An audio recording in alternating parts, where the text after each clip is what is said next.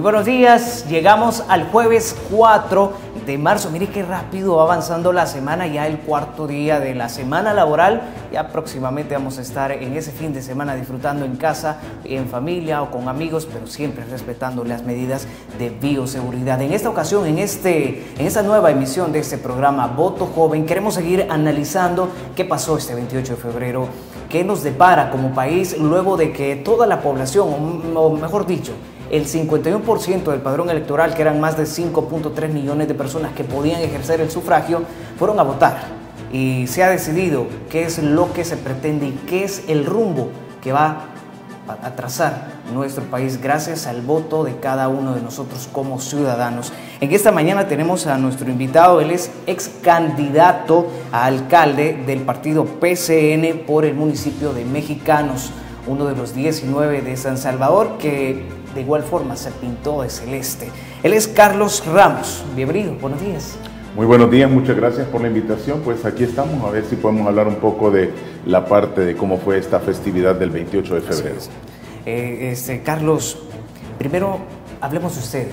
Usted sí era ex candidato a alcalde, pero ¿cómo surgió eso de que quería ser candidato? Que quería ser alcalde, perdón. Ok, sí, bueno, esa pregunta es muy interesante.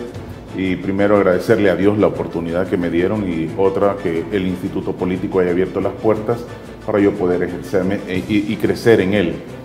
Sin embargo, ¿por qué me decidí? Porque, como yo dije en una entrevista anterior, levanté la mano y saqué el pecho por el montón de personas mexicanenses que queríamos ver la diferencia dentro del municipio. Entonces eso fue lo que me motivó a poder entrar en esta carrera política. ¿Era la primera vez que usted participa?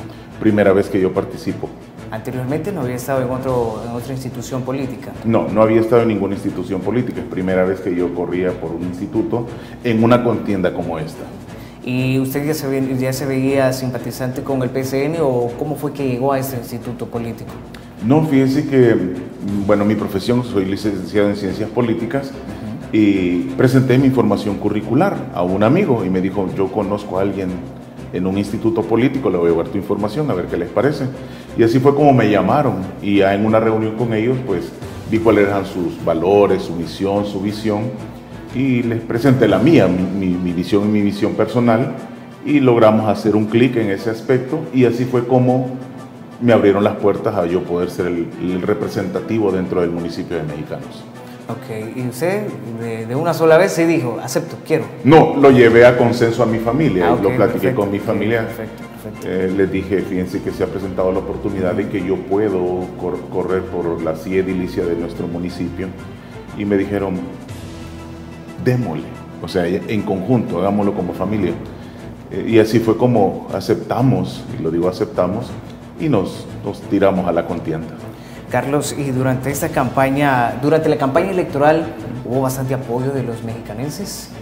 Vea, el municipio es bien especial, Sin embargo, empecé a tocar puerta a puerta, primero la familia, segundo mis amigos, de ahí los amigos de mis amigos, y empecé a analizar cómo se presenta el municipio. Y con mi equipo de campaña decidimos no tocar el corredor por donde la mayoría de personas buscan sus votos, sino que empezamos a hacer un esquema más grande, más de territorio. Hicimos territorialidad y en eso encontramos muchas personas que ni tan siquiera conocían al alcalde, no sabían de quiénes eran los candidatos. Al actual alcalde, que en esta ocasión ya no se va a poder sentar en la silla edilicia porque ya no fue reelecto, pero hablamos del actual alcalde. Del actual alcalde porque sigue siendo el alcalde hasta el 1 de mayo. Así es. O sea, no conocen al alcalde, mucho menos a nosotros, y digo nosotros porque yo estaba dentro de la cantidad de candidatos que íbamos a correr por ese puesto. No los conocían, no nos conocían. Y me dicen, bueno, hoy que ya sabemos que usted, quiénes son los otros, y empezaron a ver. Porque ahí viene lo de la campaña extraña, ¿verdad? Que yo sí hice campaña con mi nombre, Carlos Ramos, representando al Instituto Político. Con los colores del partido y todo. Completo, así como son la mayoría de campañas. Sí. Sin embargo, nos vimos envueltos en una campaña un poco como disfrazada, tal vez no sea el término más correcto, pero una campaña que no decían quién era el candidato, sino que votaran por otra persona que no era el candidato. Entonces cuando yo llegaba a alguna comunidad me decían, es que yo voy a votar por el presidente. Pero es que el presidente es el presidente, nuestro presidente, ¿verdad? Pero, y entonces, no, yo soy del PCN, soy Carlos Ramos. ¿Y quiénes son los otros? Porque al final, si usted llegase a nuestro territorio y preguntara quiénes eran los demás candidatos, yo creo que no los conocieron, no supieron.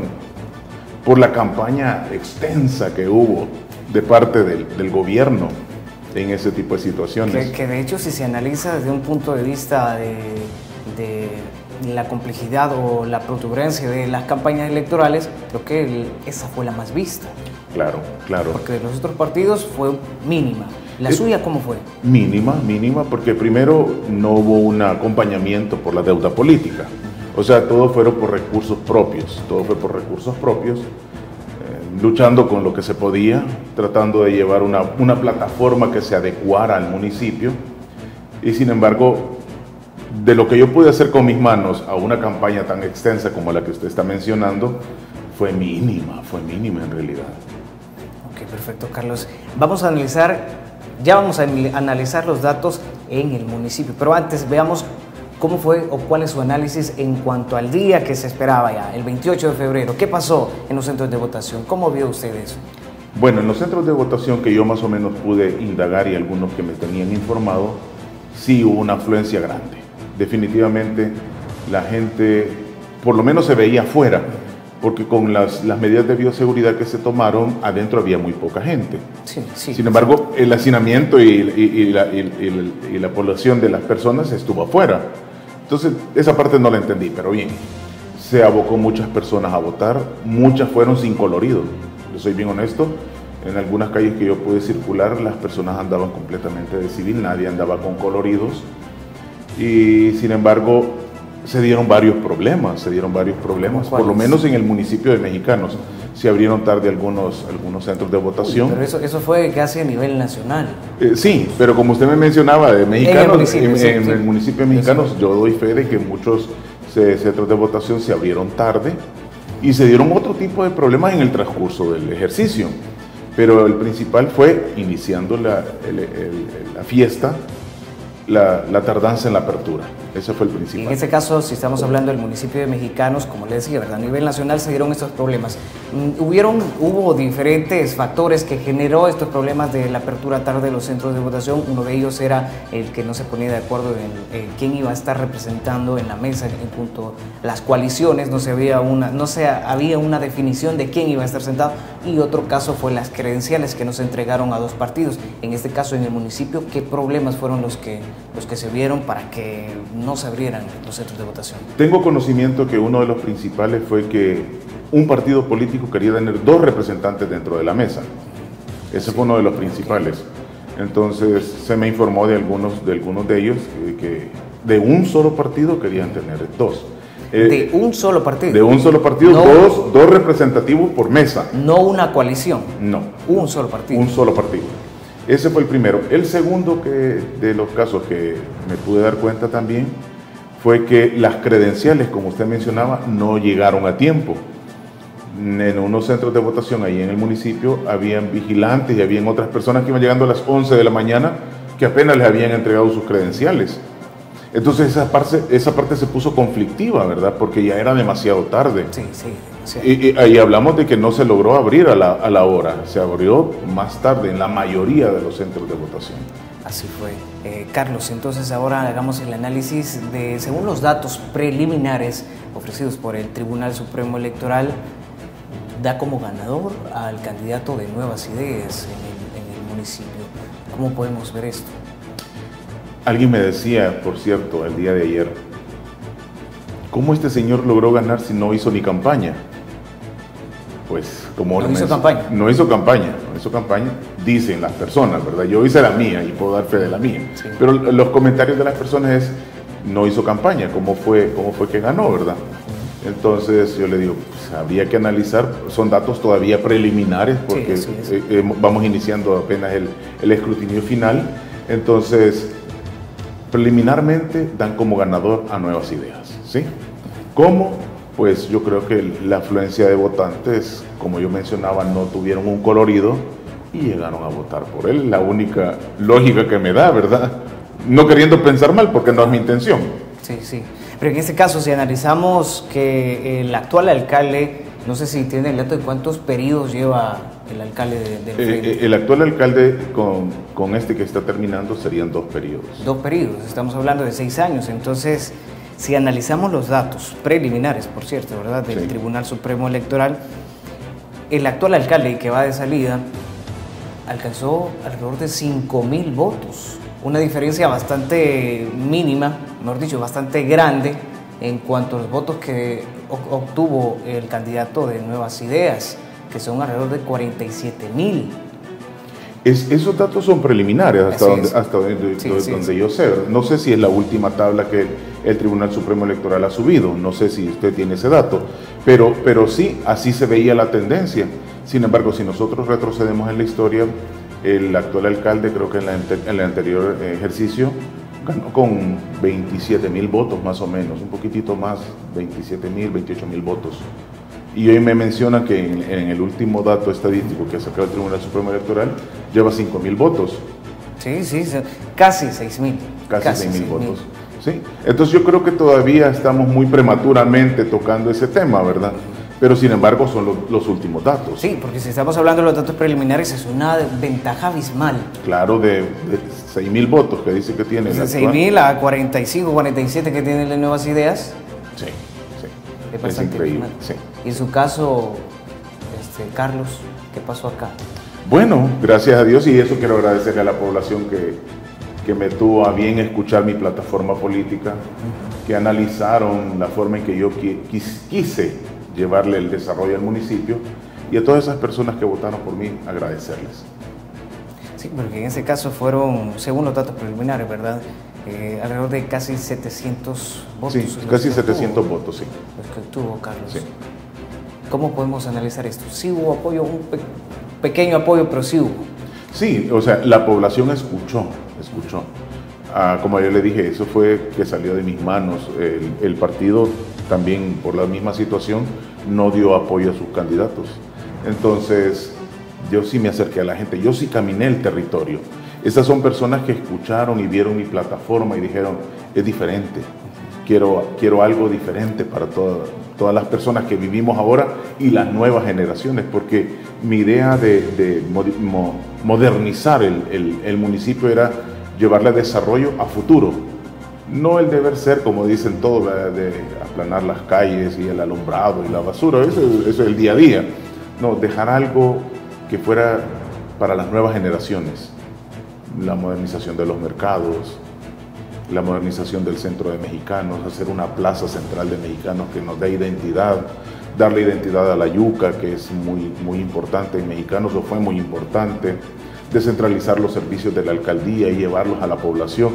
Esas eran cosas que iban dentro de mi plataforma con respecto a la modernización de la alcaldía, y con respecto al bienestar social, pues ver cómo poder llegar más a las personas de la tercera edad, a las mujeres, a los jóvenes, con proyectos de desarrollo. Pero entonces, Carlos, ¿cómo podemos analizar esta gran ventaja que obtuvo el candidato de Nuevas Ideas, si quizás fue muy mínima la campaña que realizó a un actual alcalde que había sido ya reelecto, ya llevaba 6 años? ¿Cómo podemos analizar esto? Si hubo una gran ventaja de parte del candidato de Nuevas Ideas sin haber campaña. Yo quiero hacerle una pregunta a ustedes. Ustedes, que son los que están dentro de los medios, saben perfectamente de que el candidato de Nuevas Ideas lo suspendieron. Ustedes lo saben, fue suspendido por cierta problemática que tuvo. El Tribunal Supremo Electoral suspendió su candidatura y de pronto lo volvieron a llevar. Y hoy ve que va a la cabeza de toda la votación.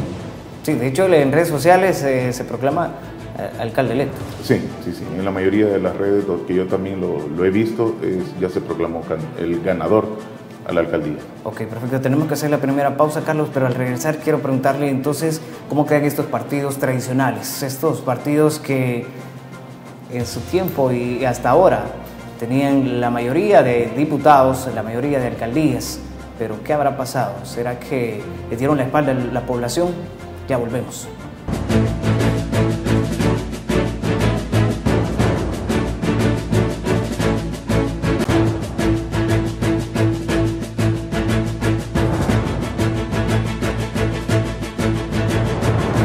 Sigamos entonces conversando con nuestro invitado. Él es Carlos Ramos, ex candidato a la alcaldía de Mexicanos bajo la bandera del PCN. Antes de ir a la pausa estábamos hablando de esta gran ventaja que obtuvo Saúl Meléndez, candidato y alcalde electo según proclamado y también por los datos preliminares del TSE, actual o va a ser alcalde de este municipio, uno de los 19 de San Salvador. Entonces estamos analizando, Carlos, qué habrá pasado con estos partidos tradicionales, y en este caso si estamos hablando de Mexicanos, el actual alcalde, que su periodo llega hasta el 1 de mayo, ¿verdad? 1 de mayo. ¿Qué habrá pasado? 6 años llevaba él en la alcaldía. ¿Será que la población le dio la espalda? Como le digo, es interesante porque cuando yo empecé mi campaña política, mencionaban mucho al alcalde y mencionaban un porcentaje de que había hecho cosas buenas, había llegado a los lugares y en otras que no. Pero, sin embargo, al ver los datos y que estábamos fuera de cámara, son abismales, como lo mencionó usted, ¿verdad? Increíble que las personas le hayan dado la espalda al actual alcalde. La verdad no me atrevería a decir de que no votaron por él, sino que tal vez la gente se dejó llevar por el fanatismo, pienso yo. Se dejó llevar por el fanatismo, por la marca, creo, porque darle la espalda tan fuertemente a alguien es porque como que no hubiese hecho nada. De 46,000 a 5,000, o sea, es increíble, pero los números están, creemos en ellos, creemos que el Tribunal Supremo Electoral está haciendo las cosas bien y pues vamos a seguir trabajando en la parte política, porque en mi caso personal hay Carlos Ramos para mucho más, ¿verdad? No quiero decir con esto de que continúe con el partido o el instituto político al que pertenezco, sino que debo también de enrumbarme nuevamente a cómo va a ser la nueva política del país. Y en ese caso, Carlos, estamos hablando de que, según los datos preliminares, el candidato de Nuevas Ideas sí va a ser el que va a obtener la silla edilicia, pero existe también el Consejo Plural. Sí.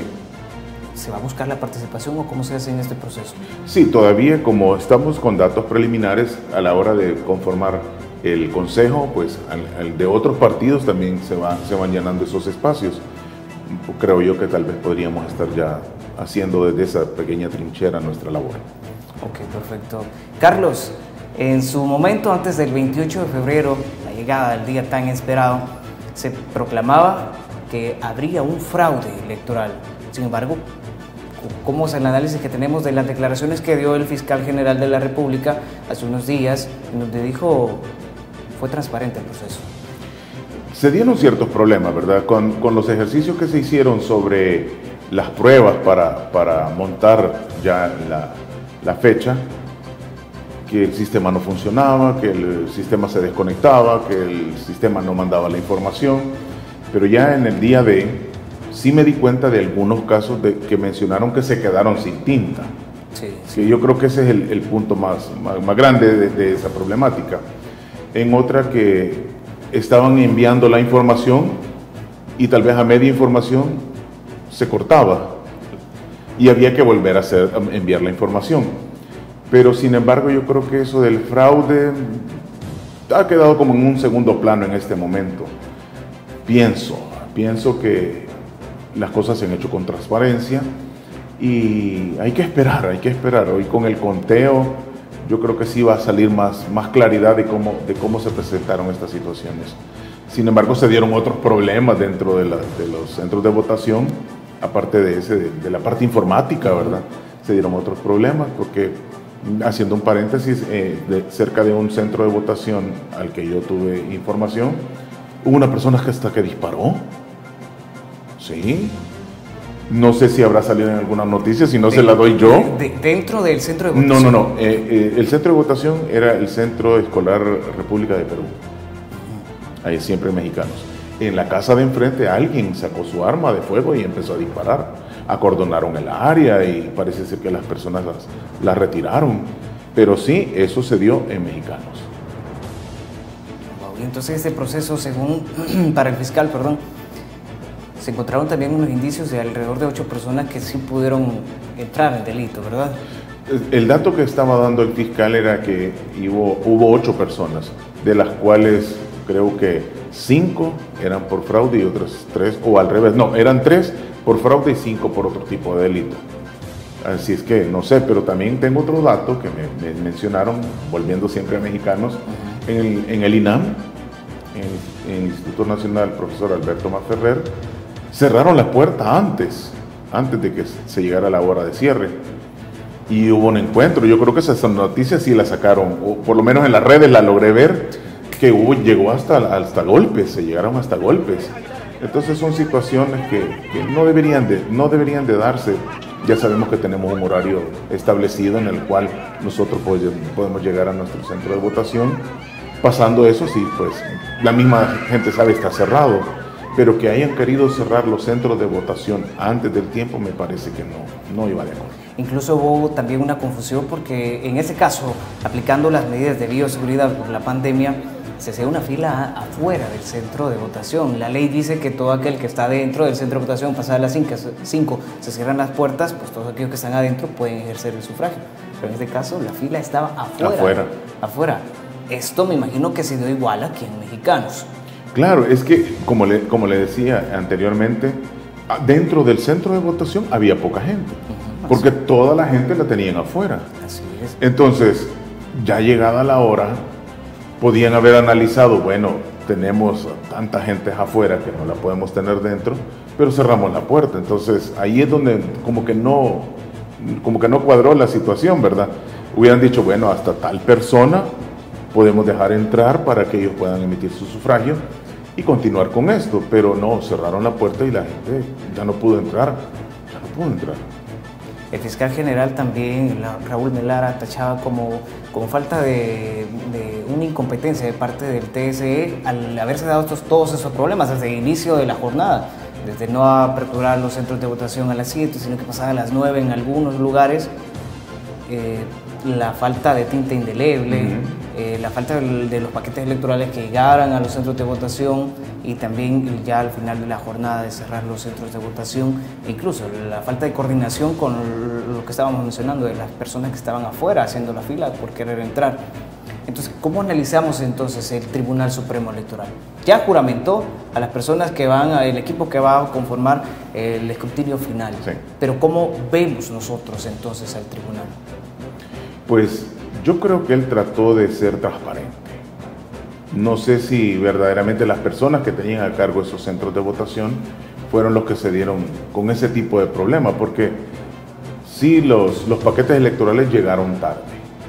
Y no digo en el día de, sino que los días anteriores, el día anterior, el día posterior, también para su salida. O sea, con el conteo, por lo menos allí en Mexicanos, algunos centros de votación, después de la votación del día de, eran 7, 8 de la mañana y no habían terminado, por ese mismo tipo de problema que les faltó tinta para imprimir. Entonces tuvieron que esperar que llegara la tinta. En otros lugares dicen que fue a media impresión. Otros dijeron que no había tinta indeleble y que tuvieron que detener la votación. Entonces fueron cosas que me parece que no, el tribunal sí, ahí debería de tomar cartas y decir si ese fue un problema que se salió de nosotros. Nosotros fuimos los precursores y no directamente el centro de votación. En este caso, en el municipio de Mexicanos, ¿cómo podemos ver el actuar del tribunal? Pues en los pocos lugares que yo más o menos tuve información de los 20 centros de votaciones, sí logré ver que había concordancia en algunas cosas, había armonía, aparte de los problemas así bien puntuales como lo dijo el fiscal y otros que yo mencioné yo, pero sí, yo creo que el tribunal logró salir a medias con la tarea. Ok, perfecto. Tenemos que ir a una nueva pausa, Carlos. Ya volvemos, seguimos conversando sobre qué pasó después de las elecciones de este 28 de febrero, donde elegimos a los nuevos que van a estar en el órgano legislativo y también en los gobiernos locales. Ya volvemos.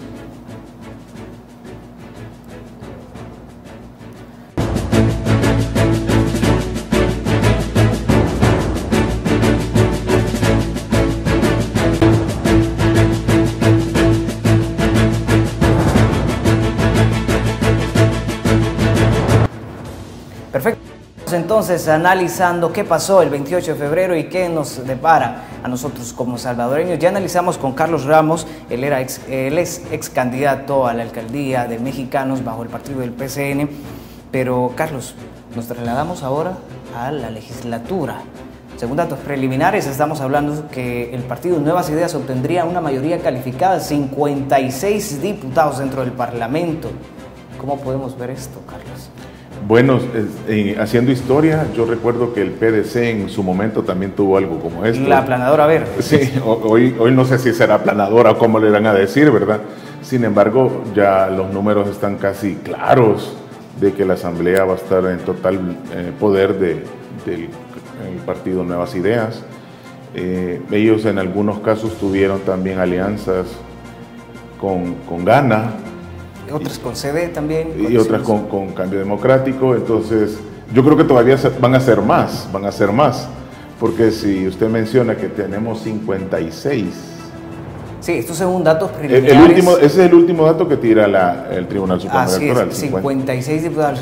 Falta el escrutinio final. Sí. Pero para los preliminares, 56 diputados para Nuevas Ideas. Y si hacemos una sumatoria con los candidatos que también iban bajo la bandera de Gana, en que en este caso se trata de que son colegados al Partido Nuevas Ideas, sumamos 61 diputados. 61 diputados, sí. ¿Cómo quedamos entonces en el Parlamento? Increíble, o sea, como yo lo mencionaba también en una entrevista por ahí, cosas que no se habían visto durante mucho tiempo, ¿verdad? Que le dieran totalmente el poder a un solo partido, ¿verdad? Hoy el gobierno va a tener sobre sus manos y sobre sus hombros todo el bien o el mal que nos lleve a nuestro país. Sin embargo, podemos ver también entonces, si hubiese alguna oposición, ¿qué cantidad tendría de oposición el gobierno? Si hablamos de oposición, dejando de lado Nuevas Ideas y Gana, quedan 14 diputados para Arena. 14. Una caída bastante grande, de 37 que tiene actualmente en el Congreso, reducimos a 14 diputados. El FMLN sacaría 4, PCN 2, PDC 1.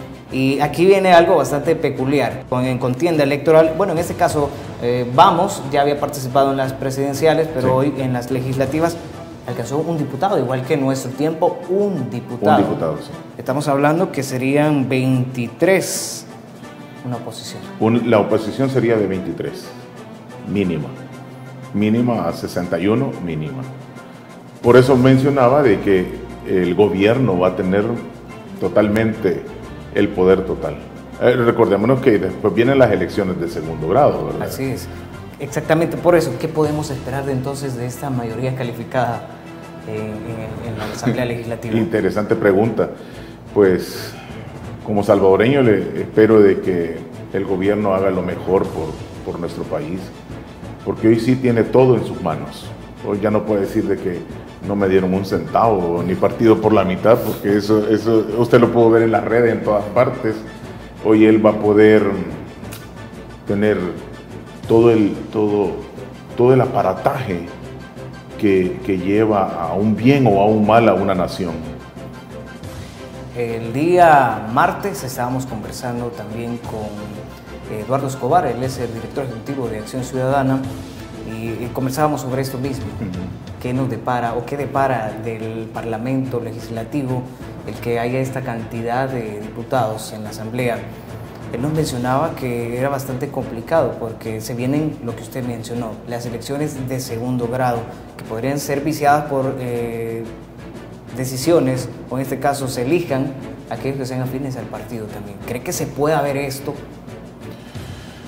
Bueno, somos un país democrático, confiamos en que las entidades no permitan, ¿verdad? Hoy estaba escuchando también a otros analistas políticos que hablan de que hoy el gobierno va a tener un cheque en blanco para poder hacer lo que quiera, ¿verdad? De hecho, eso la comisionada presidencial Carolina Racino dijo que no iba a ser un cheque en blanco, sino que es un compromiso con el salvadoreño. Por eso le digo, estoy tratando de poner los dos puntos, ¿verdad? Anteriormente digo que somos un país democrático, ¿verdad? Y que vamos y creemos en las entidades, y por la pregunta que usted me hace con respecto a hoy van a elegir ellos las autoridades de segundo grado, entonces que si va a ser democrático o no, o van a ser dedocrático, confiamos que no, ¿verdad? Y lo del cheque en blanco, pues ya lo mencionaron otros analistas políticos que dicen que sí, que hoy va a estar un poco más fácil para ellos autorizarse, es como que yo misma me digo, yo me autorizo a hacer esto, ¿verdad? Entonces, confiemos de que no, de que, como lo digo, en sus manos tienen el país. Y somos muchas personas que en este ejercicio del 28 de febrero fueron a poner, ¿verdad?, la confianza en quien cada uno eligió. ¿Y cuál sería el caso que vemos entonces en estas elecciones para diputados? Los partidos tradicionales quedaron con muy bajos porcentajes en cuanto a diputados, escaños que van a obtener. ¿Qué pasó entonces con la población? ¿Será que le dio la espalda? ¿Qué pasó? Es el mismo pensamiento de lo que hablábamos con respecto a los alcaldes, ¿verdad? Pues difícil de decirlo, es bien difícil de decirlo. El soberano pueblo dijo, elijo a tales y se acabó. No hay más que decir. O sea, partidos tradicionales como el que yo represento, el PCN, que tiene una larga trayectoria, ¿verdad? Creo que tenemos 2 diputados hasta el momento, 2 diputados. Según preliminarmente serían 2 diputados. 2 diputados. Y por cierto, no son de San Salvador. No, ya le voy a decir. Uno es de Chalatenango y el otro es de Aguachapán. Ok. Sí. Entonces, dentro del Instituto Político de nosotros tenemos la representatividad del señor Cardosa de Chalatenango. Reinaldo Cardosa. Y el señor Orantes de Aguachapán. Ah, ok, sí, Serafín Orantes. Así es. Sí, no tenemos de San Salvador, o sea, no hubo representatividad de San Salvador. Confiemos hoy que tal vez en el escrutinio final lográramos tener un diputado más. Vamos a ver, como mismo usted hace la pregunta, ¿por qué el pueblo eligió a una sola bandera, por decir así? ¿Se habrá sido ese el mensaje que se envió? ¿Vote por una sola bandera? ¿El pueblo entendió ese mensaje? ¿Aceptó ese mensaje? ¿Es lo que verdaderamente el pueblo necesita? Lo vamos a ver ya con el ejercicio de la política. ¿Pero qué habrá causado que la población sí acepte este mensaje? Yo creo que fue primero la campaña esa destructiva que se dio antes de las elecciones en querer poner en mal a algunas personas o algunos institutos políticos, diciendo de que ya sacaran y barrieran y van para afuera y un montón de cosas que políticamente a nosotros nos hacen ver mal, porque parece que no tuviéramos esa madurez. Porque yo pude haber sido electo bajo una bandera, pero el momento en que yo entro y empiezo a ejercer mi cargo, la bandera queda en un segundo plano, porque entonces yo tomo la bandera de mi municipio, en este caso sería mexicano, ¿verdad? Los que hacen la representatividad de la asamblea pues deben de quitarse su bandera y empezar a pensar en la bandera del Salvador por todos los salvadoreños, que unos me eligieron y otros no, pero tengo que gobernar para todos. Entonces esa polaridad que vieron, ¿verdad? De que saquemos a estos son aquellos, estos son aquí, y utilizaron unos adjetivos calificativos bastante no constructivos para una política moderna, creo yo que llevó a eso. Y el salvadoreño es bastante conflictivo. Yo siempre le digo, dejemos de ser bochincheros, ya maduremos políticamente. El término yo no sé si será bien utilizado, pero así nos gusta, así somos, ¿verdad? Deberíamos ya de madurar ese paso y dar ese paso, más bien dar ese paso y empezar a crecer políticamente y nosotros vernos de diferente manera. ¿Y será que tal vez una mala administración sería de hacer un análisis poblacional? ¿Será que una mala administración de la actual Asamblea Legislativa fue lo que llevó a estos resultados? No tal vez un discurso de otro partido. Habría que analizarlo, o sea, ya vimos una parte, habría que ver la otra.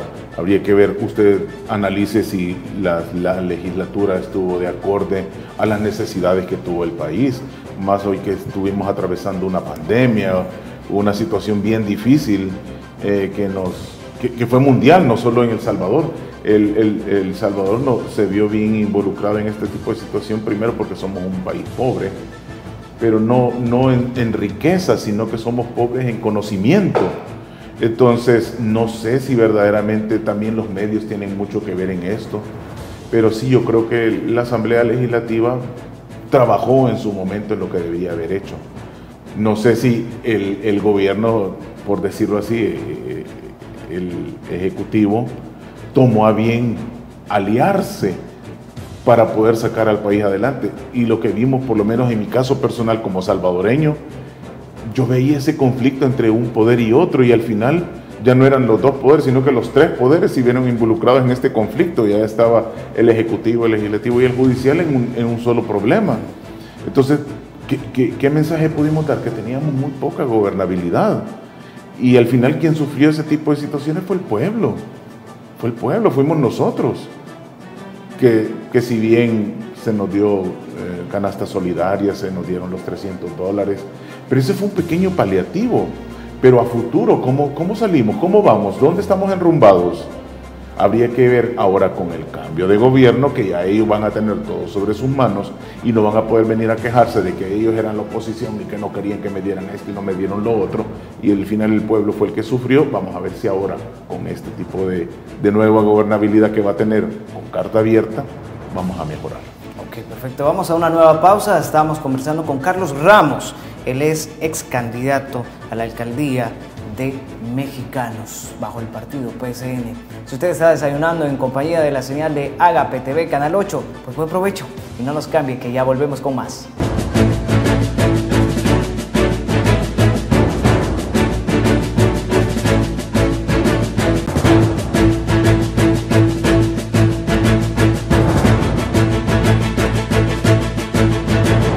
Bien, llegamos al último bloque. Estábamos conversando con nuestro invitado, Carlos Ramos. Él es ex candidato a la alcaldía de Mexicanos. Carlos, entonces, después de haber hecho todo ese análisis de lo que pasó después del 28 de febrero, aún estamos a la espera de los resultados finales que dé a conocer el Tribunal Supremo Electoral, pero yo le pregunto, ¿volvería a participar en política?